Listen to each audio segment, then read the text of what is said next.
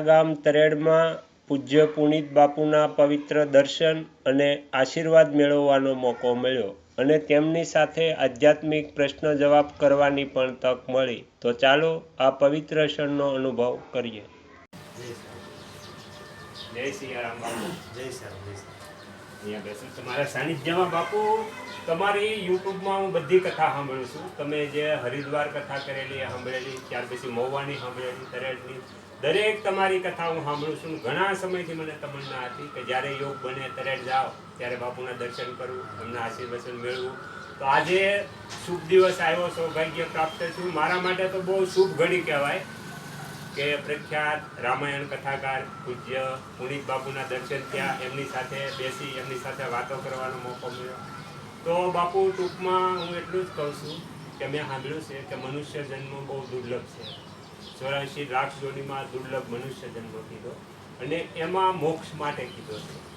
તો મોક્ષ મેળવવા માટે મનુષ્ય જન્મનું શું કર્તવ્ય હશે? થોડું જો શ્રીમદ ભાગવત ગીતાનો કે પછી ભાગવત કે રામાયણનો આધાર લઈને હું કહું તો ભાગવતમાં મનુષ્ય દેહને સાર્થક બનાવવાના 3 સરળ માર્ગ બતાવ્યા.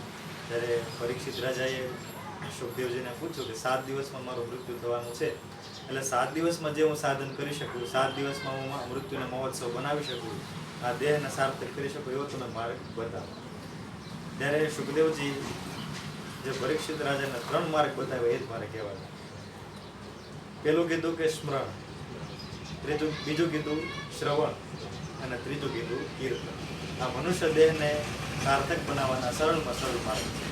કે તમને ગુરુજીએ જે મંત્ર આપ્યો હોય, કે રામ હોય, કૃષ્ણ હોય, કોઈ દુર્ગાનો મંત્ર હોય, તો નિત્યનું સ્મરણ કરો. વધારે કાંઈ હું તો એમ કહું કલી કેવલ નામ આધારા, સુમિર સુમિર નર ઉતરે. કળયુગનું સાધન એ નામ સ્મરણ છે.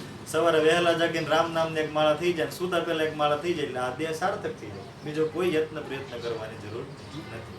બીજું કીધું શ્રવણ, કે આપણા આજુબાજુના વિસ્તારમાં કોઈ પણ કથા હોય, દેવી ભાગવત હોય, રામકથા હોય, શિવકથા હોય, તો ત્યાં જઈને પૂરી નિષ્ઠાથી આ કથા સાંભળો, એટલે આ દેહ સાર્થક થઈ જાય. અને ત્રીજું કીધું કીર્તન, અને એ પણ એકદમ સરળ છે કે તમે ગમે તે ફિલ્ડમાં હોય, ગમે તે કામ કરતા હોય, હરે રામ, રામ રામ, હરે હરે, હરે કૃષ્ણ, કૃષ્ણ કૃષ્ણ, હરે. આ 16 અક્ષરનો કળયુગી મંત્ર છે. કલી સંતરણો ઉપનિષદમાં એનું મહાત્મ્ય છે કે કળયુગમાં માત્ર આ 16 અક્ષરના મંત્રનો જાપ થઈ જાય તો આ દેહ સાર્થક થઈ જાય. તો મારી દ્રષ્ટિએ મનુષ્ય દેહને સાર્થક બનાવવાના 3 સરળ માર્ગ છે: શ્રવણ, સ્મરણ અને કીર્તન. ખૂબ ખૂબ ધન્યવાદ બાપુ તમારો કે આ 3 માર્ગમાં તમે બતાવી દીધો: શ્રવણ, સ્મરણ અને કીર્તન.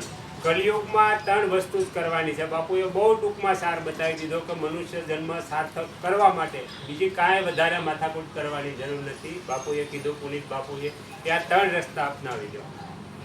જય શ્રી. આગળના વિડીયો જોવા માટે આ ચેનલને સબસ્ક્રાઈબ કરો અને જો આ વિડીયો પસંદ આવ્યો હોય તો લાઈક કરો.